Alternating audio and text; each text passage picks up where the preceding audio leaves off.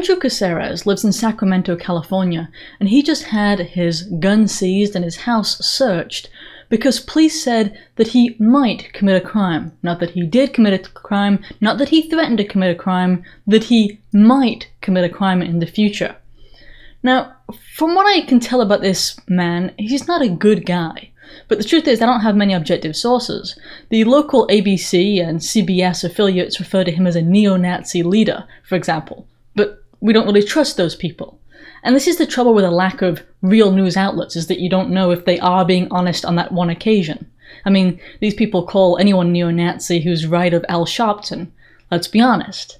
Now, it seems like this guy may actually be a neo-Nazi in this case, but most of his online accounts have already been banned. For the purpose of this story, though, it doesn't really matter. Because the truth is that in America, you're free to believe whatever it is that you want to believe as long as you don't hurt anyone. At least that's what I thought the system was here. There's not supposed to be a system of thought crimes. But over in Sacramento, they seem to have a whole other idea. So, what happened was, Andrew Caceres was exposed online by an Antifa faction, basically, calling themselves Anonymous Comrades Collective. Really?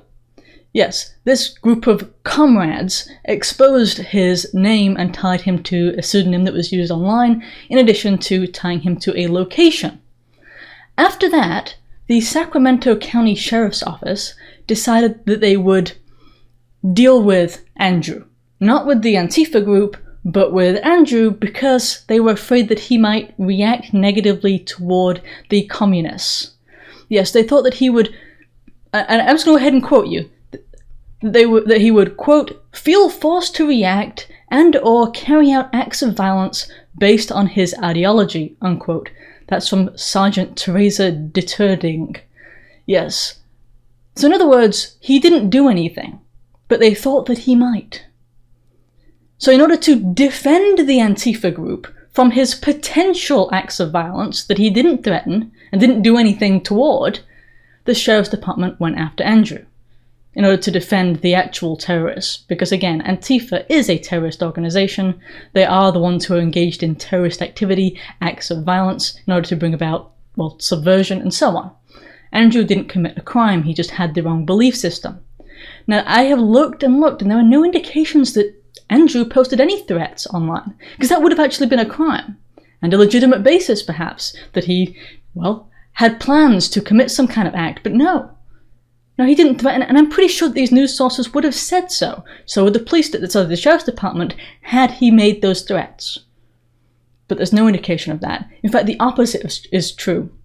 According to CBS Sacramento, they got a statement from the Sheriff's Office spokesperson, Lacey Nelson, and that is here, quote, "This search warrant, it's the first of its kind, at least in the country, as far as how we obtained it and were able to serve it.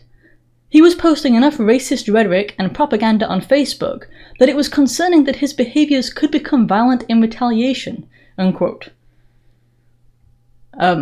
Posting racist things, however subjective that might be, doesn't mean that you're violent.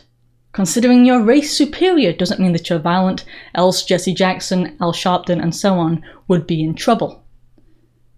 Somebody's ideology being repugnant isn't grounds for arrest in America, but they got a search warrant for nothing because they thought that he might do something in the future. Turned out that they found a gun with their search warrant. It's a legally owned firearm, they didn't know that he had it there. And because they found the gun, then they got a gun violence restraining order, as they call it over there. In other words, they exploited a red flag law to steal his weapon. It says, quote, "Detectives said they found a firearm in Caceres' home where he was served a gun violence restraining order," unquote. So, to recap, this guy was exposed, okay? He was doxxed, some of us might say. His name was put out there as a neo-Nazi leader. Whether he was or he wasn't, that was published online, in addition to his location. And then they took his gun away so that he can't defend himself. Essentially, he's been given like the death penalty for what, the wrong politics? At a time when he's most likely to be a victim of a violent crime, and he hasn't committed one himself. I mean, remember, this is Antifa. What are their mottos? Bash the fash, punch a Nazi, the only good Nazi is a dead Nazi, you get the idea. They're violent mottos because they're a violent organization that show up and commit acts of violence against people they consider to be Nazis. And the sheriff's department made it impossible for him to defend himself, and justified it because, oh, he's a racist. I mean, even if you believe that there ought to be thought crimes in this country, do you think this is going to change the guy's belief system? Is he going to, after getting harassed and his home raided and his gun stolen from him because of these communists, do you think that's going to make him feel differently in his belief system? Or do you think it's going to galvanize those opinions, make him into a martyr of sorts?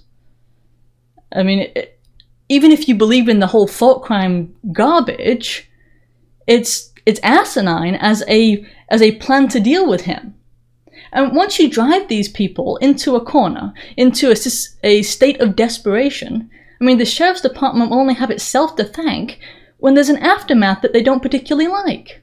If you want to win against the neo-Nazis, then let them speak. Then win the argument. That's the only way to win. When you censor the people, when you persecute them, you lionize them. You make them feel like they are in the right, else why would people be trying to shut you up? That's what happens. That's why it's important that places of free speech exist. But now, the sheriff's department and others are trying to link this guy to an act of synagogue vandalism that occurred a couple of years ago. But that's not why they harassed him in the first place. That's not why they went by his home and went through his stuff and stole his gun. And in fact, as far as I can tell, they don't have any evidence. They said that he, quote, had commented and celebrated them online, unquote, them being the acts of graffiti. Celebrating them doesn't mean that you were involved. It just means that you're celebrating. That's it. It's not evidence that you did it. It's like they're trying to manufacture evidence after the fact to justify the fact that they violated his rights. And by the way, since we're talking about civil rights, where's the ACLU? Yeah, you know why. You know where, right? Not anywhere to be seen.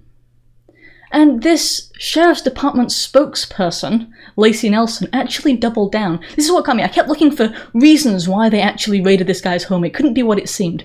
But take a look at this quote. It says, quote, "Instead of waiting for him to go out and commit acts of violence, per se, they were able to ideally stop it before it started," unquote. And that removes all doubt from my mind. This was pre-crime. In other words, this was a thought crime. They think that on the basis of what they expected him to do, that they had some kind of authority to steal from someone who was actually innocent of a crime. Now, most people, including most alternative news sources, won't cover this topic because they don't like what this guy represents or what he believes. But in their silence, and their refusal to cover topics like this one, they allow our justice system to be perverted. They undermine the country itself. Because remember, this all started with Antifa. This started with an Antifa faction doxing or exposing someone as being the neo-Nazi. But to Antifa, everyone's a neo-Nazi. To Antifa, everyone's a racist. We're all Nazis to the communists. And that apparently justifies search warrants, gun thefts. Then there's the attempt to blame him for crimes after the fact, making up evidence. I mean, who's the sheriff's department, the Sacramento Sheriff's Department even working for in this case? Because it seems like they're working for Antifa. They're persecuting the guy that Antifa would want them to persecute and defending Antifa from him. And it doesn't really end with this guy, of course.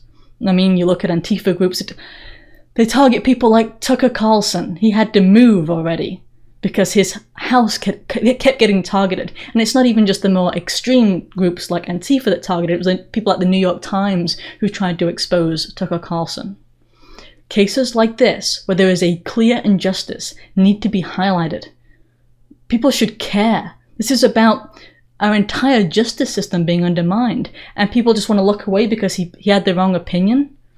That's not the way America is supposed to be, and if we don't speak up now, it'll come for us all eventually. Wait, if you enjoyed that video, please remember to like and share. I can't grow without you. Also, if you want to be reliably notified of new videos, don't forget to subscribe to the newsletter. If you're able to support the production of these videos, I'd appreciate it if you'd subscribe at Subscribestar, or maybe get one of the healthier products, or even get some merch.